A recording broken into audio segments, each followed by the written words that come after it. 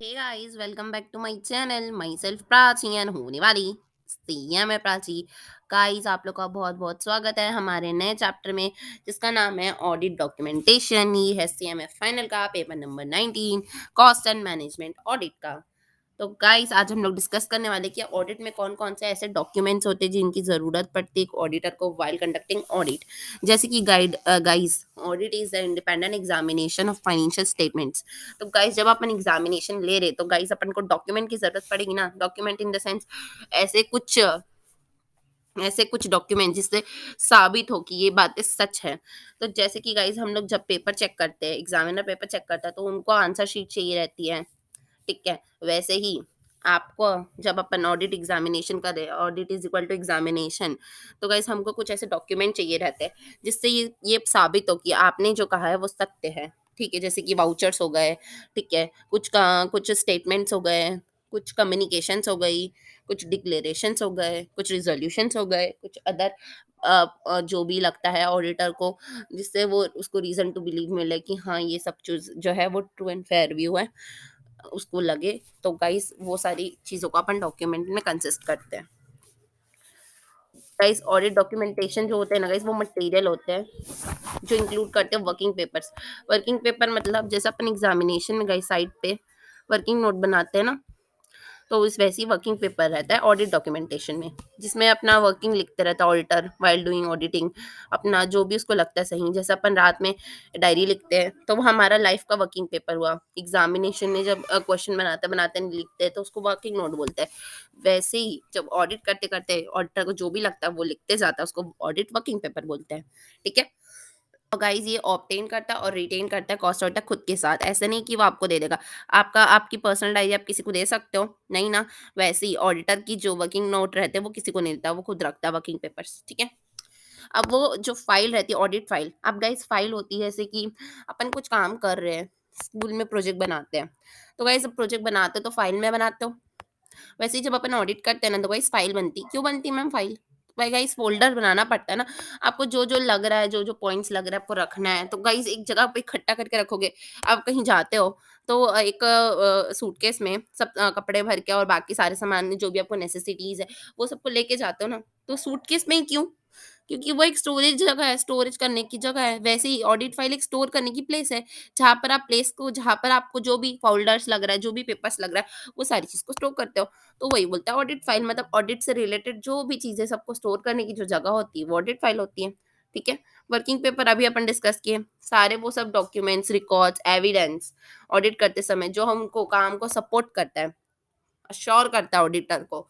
तो गाइस, ये बहुत रेलेवेंट होता है और ये उसको उसका प्रॉपर्टी होता है, वो खुद के साथ रखता है, खुद के पास रखता है। और 8 साल के लिए रखता है गाइस, ये 8 साल के लिए। देन गाइस, नेक्स्ट है अपना ऑडिट स्टेजेस। 3 स्टेज आता है guys, planning stage, performance stage और रिपोर्टिंग स्टेज। अपन को सबसे पहले ऑडिट करने से पहले अपन को प्लान करना पड़ता है किस तरीके से ऑडिट करेंगे, फिर उसको गाइस परफॉर्म करते हैं एंड देन रिपोर्ट करते हैं। ठीक है। तो जब अपन प्लान करते हैं तो अपन सबसे पहले एंटिटी के इन्वायरमेंट को समझते हैं। आखिर एंटिटी कौन है, उसका क्या इन्वायरमेंट है, वहां पर कितना रिस्क है। ठीक है, कितना रिस्क रहेगा हम लोग को। और उसके बाद फिर मटेरियलिटी, मटेरियल मतलब कोई भी चीज़ जो डिसीजन मेकिंग को अपन को हैम्पर करता है, उसी को अपन मटेरियल कहते हैं। अगर वो डिसीजन में मैटर ही ना करे तो वो मटेरियल नहीं होता। ठीक है। तो कितना रिस्क मटेरियल है और एनवायरनमेंट को समझना, ये सब अपन सबसे पहले प्लान करते हैं। देन परफॉर्मिंग में अपन उसके बाद ऑडिट जब अपन प्लान कर लिए तो जिस तरीके से सोचे वैसे एग्जीक्यूट करेंगे। इसके एग्जांपल अच्छा सा गाइस ये ले सकते हैं कि जब अपन को शादी करना रहता है, मम्मा पापा को बच्चों की शादी करना होता है, तो सबसे पहले घर वाले क्या देखते हैं कि समझ लो कि लड़का लड़की की शादी करना है, तो लड़की के घर वाले क्या देखेंगे कि लड़के का बैकग्राउंड कैसा है, फैमिली बैकग्राउंड कैसा है, किस इन्वायरमेंट में है, वहाँ शादी करने में ज़्यादा रिस्क तो नहीं है। Risk in the sense risk of divorce, risk of other things, है ना। तो ये सब देखते हैं। उसके बाद फिर बाद में कुछ नहीं ऐसा लगता है, सब कुछ एकदम ओके होता है, तो फिर अपन क्या करते हैं, एग्जीक्यूशन करते हैं, मतलब शादी करते हैं। ठीक है। शादी टेक प्लेस होती है। ठीक है। वो सारी प्रोसीजर्स मतलब क्या हो गया, शादी की जितनी भी विधि विधान और जो भी परंपरा है और जो भी प्रोसीजर रहता है कि पहले हल्दी होगी, फिर मेहंदी होगी, फिर शादी होगी, फिर रिसेप्शन होगा, ऐसा टाइप का, तो वो सब। ठीक है। फिर ऑडिट फाइंडिंग्स, ऑडिट फाइंडिंग मतलब ऑडिट करते करते अपन को कुछ कुछ जो मिलते जाता है वो सब, ठीक है। तो सबसे पहले अपन ऑडिट को प्लान करते हैं, देन उसको परफॉर्म करते हैं, एंड देन लास्ट में कंक्लूजन मतलब रिपोर्ट रहता है। मतलब लास्ट में एल्बम छप के आती है, सबकी फोटो आती है, ये वाले प्रोग्राम में ये वाला साड़ी पहना था उसने, आज इसमें ये वाला ज्वेलरी पहना था, ऐसा करके लास्ट में आता है एकदम रिपोर्टिंग एल्बम, ठीक है। आई होप गाइस आपको एग्जाम्पल के साथ साथ ऑडिट से भी पूरा क्लियर हुआ होगा। अब हम लोग आगे बढ़ते हैं। आगे गाइस हम लोग को दिया हुआ है 3 फेज होते हैं। 3 फेज होते हैं ऑडिट में, प्लानिंग फेज, परफॉर्मिंग फेज और रिपोर्टिंग फेज।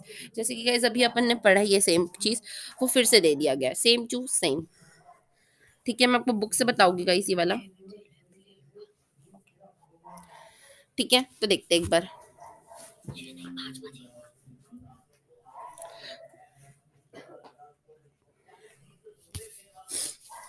तो गाइस बुक से देख लेते हैं एक बार, थोड़ा डिटेल्ड वे में अच्छे से समझते बनेगा। जैसे कि गाइस ये फोटो है ऑडिट प्रोसेस का, ठीक है। तो ऑडिट प्रोसेस में सबसे पहले आपको क्या करना है, एक्टिविटीज है, पर्पस है, एंड देन डॉक्यूमेंटेशन दिया हुआ है, ठीक है। पहले प्लान करोगे, फिर परफॉर्म करोगे, फिर रिपोर्ट करोगे।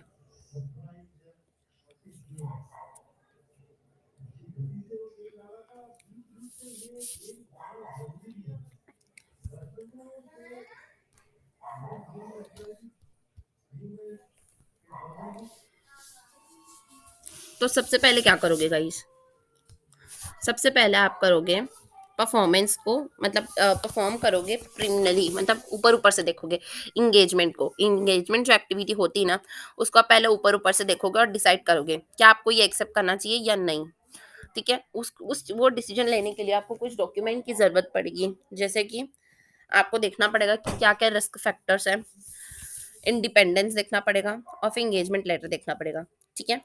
देन प्लान करोगे ऑडिट को अकाउंटिंग कॉस्ट स्टेटमेंट के हिसाब से। तो उसके लिए आपको पहले डेवलप करना पड़ेगा ओवरऑल स्ट्रेटेजी, किस टाइप से मुझे करना है, ठीक है। उसमें आप मटेरियलिटी आपका मैटर करेगा, टीम मैटर करेगी आपकी, और आपकी स्ट्रेटेजी मैटर करेगी। ये सब चीज़ के लिए आपको डॉक्यूमेंट चाहिए रहेगा, ठीक है। देन परफॉर्म करोगे आप ऑडिट प्रोसीजर्स, तो आप आइडेंटिफाई करोगे रिस्क किस में कितना है, ठीक है। तो बिजनेस रिस्क हो सकता है। परफॉर्मेंस बेस पे क्या देखोगे कि कैसे परफॉर्म करना है, तो आप क्या करोगे, डिजाइन करोगे ओवरऑल रिस्पॉन्स, ठीक है, फर्दर प्रोसीजर्स का। फिर इम्प्लीमेंट करोगे वो सारे रिस्पॉन्स को, एंड देन इवेलुएट करोगे। इवेलुएशन में आपको एडिशनल रिक्वायरमेंट भी हो सकती है या तो नहीं भी हो सकती है, ठीक है। नहीं होगी तो फिर आप क्या करोगे, अपना अपना प्रिपेयर करोगे रिपोर्ट को, एंड देन अपनी ओपिनियन दोगे अपने फाइंडिंग के बेस पे, और फिर सिग्निफिकेंट डिसीजन जो भी लिए हो उसके ऊपर गाइस आपको अपना ओपिनियन देना पड़ेगा और आपको साइन वगैरह करना पड़ेगा, ठीक है। ये रिपोर्टिंग फेज हो गया। उसके लिए गाइस आपको डॉक्यूमेंट क्या क्या लगेगा और आपका प्रोसेस क्या रहेगा। तो देखो, सबसे पहले तो आप डेवलप करोगे अप्रोप्रिएट रिस्पॉन्स को, ठीक है। फिर रिड्यूस करोगे रिस्क को और डिटरमाइन करोगे कोई एडिशनल काम है क्या करके, ठीक है। एंड देन आप लास्ट में डॉक्यूमेंट देखोगे, अपडेट करोगे आप सारे ओवरऑल स्ट्रेटेजीज को, रिस्पॉन्स को, अपने काम को, अपने फाइंडिंग्स को, अपने सुपरविजन को, और लास्ट में आप चेंजेस बताओगे, क्या क्या मेटेरियलिटी में चेंजेस आए हैं, कम्युनिकेशन जो भी था आपका वो बताओगे, कंक्लूजन बताओगे। आई होप गाइस सबको चार्ट क्लियर हुआ होगा।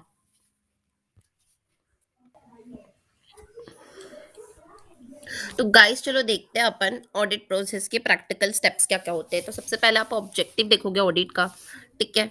कैसे देखोगे, कॉस्ट कितनी यूज हो रही, रिडक्शन क्या कर सकते हो आप, सजेशन कुछ दोगे अगर कुछ चेंजेस लगता है, डाइवर्सिफाई का कुछ चेंज लगता है तो वो दोगे। देन देखोगे गाइस प्री स्टेजेस क्या है, प्री आपकी कंडीशंस क्या है, जैसे कि नेचर क्या है, ऑब्जेक्टिव क्या है, नंबर क्या है ऑडिटर्स का, ठीक है। रिपोर्टिंग पीरियड कितना दिया गया आपको, उसके हिसाब से तो आप कोई भी डिसीजन लोगे ना। उसके बाद फिर जब ऑल्टर हैगा ना, वो कुछ असरटेन करता है मैनेजमेंट मैनेजमेंट के लिए।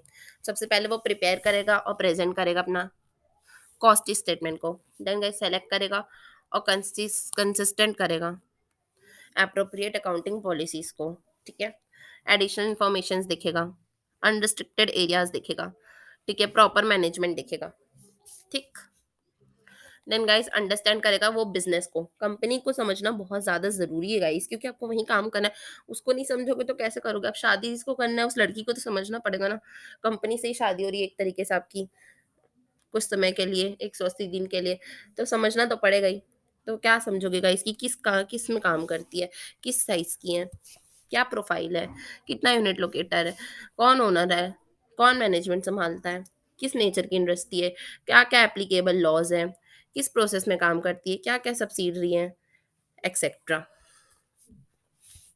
ठीक है गाइस। देन प्लान करोगे ऑडिट, उसके हिसाब से कितने समय का ऑडिट है, कितने बार मैं आऊँगा, कितने बार मैं जाऊँगा, किस लेवल के मैं अपना ऑडिटिंग प्रोसीजर्स लगाऊँगा, कौन-कौन से पार्टनर कब-कब आएँगे, कब-कब जाएँगे, कितना हम लोग मटेरियलिटी लेवल में ध्यान देंगे, कितना सैंपलिंग वे में ध्यान देंगे, अपना ओवरऑल प्लान करोगे एंड फॉर्मूलेट करोगे। इसके हिसाब से प्रोसीजर की टेस्ट लगाना है, कंट्रोल लगाना है, डिटेल लगाना है, सब्सटेंशियल लगाना है, किस टाइप से लगाना है, ठीक?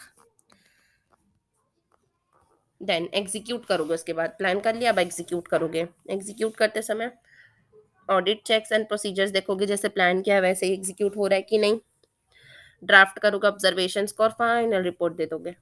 ठीक है।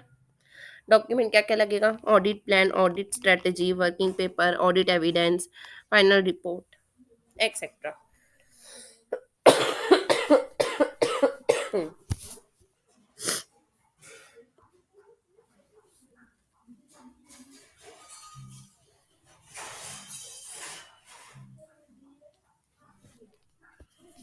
तो गाइस मैंने शॉर्ट में आपको लिख दिया सो दैट आपको रिकॉल करने में हेल्पफुल हो बिफोर एग्जामिनेशन। ठीक है।